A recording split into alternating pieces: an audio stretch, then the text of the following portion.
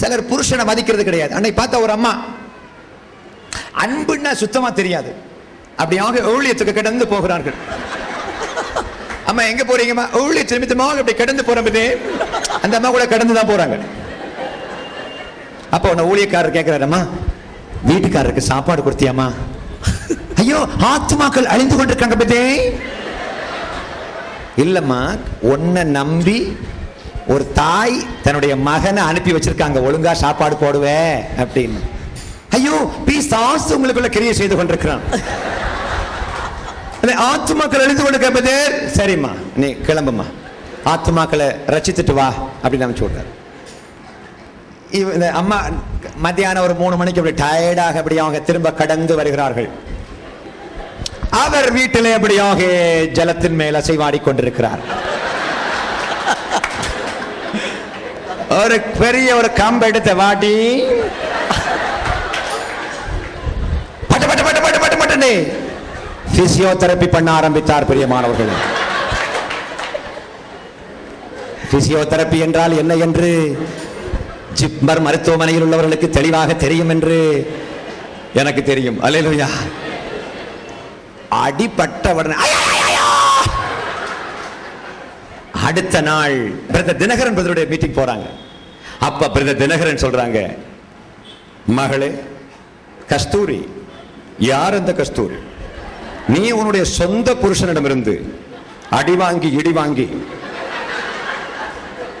சகிக்க முடியாத வலியோடு வந்திருக்கிறாய். அருள்நாதர் இன்று உன்னை தொடுகிறார்.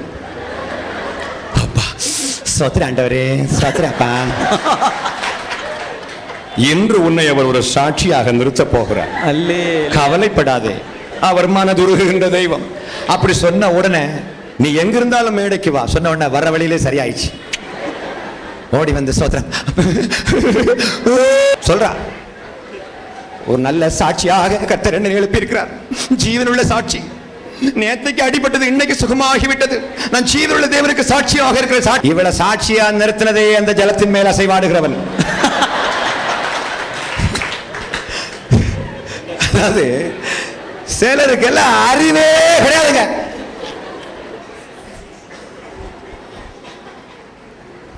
அறிவே கிடையாது. சாட்சியாக நிறுத்தினார். அவரு சிரிச்சுக்கிட்டு இருக்காரு. பரவாயில்லையா, அடிக்கடி இவ்வளவு சாட்சியா நிறுத்தலாமே. என் பொண்டாட்டிக்கு முகம் டிவியில வரணும்னா அடிக்கடி இவ்வளவு பஞ்சர் ஒட்டணும். அறிவுள்ளவங்களா மாறணும். பேசுற வார்த்தைகளை எல்லாம் அளந்து பேசுங்க. ஒரு பெண் நினைத்தால் தமிழகத்தை ஆட்சி செய்ய முடியும். ஒரு பெண் நினைத்தால் இந்தியாவை ஆட்சி செய்ய முடியும். ஒரு பெண் நினைத்தால் விண்ணுக்கு சென்று ஆராய்ச்சி செய்து திரும்ப முடியும். ஒரு பெண் நினைத்தால் 50 கிலோ அரிசியை அரை மணி நேரத்தில் ஆட்டி போட முடியும்.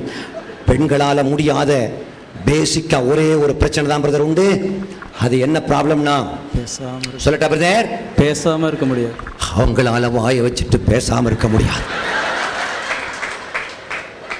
ஏதாவது ஏதாவது ஏதாவது கொளுத்த வேண்டும் ஒவ்வொரு நாளும்.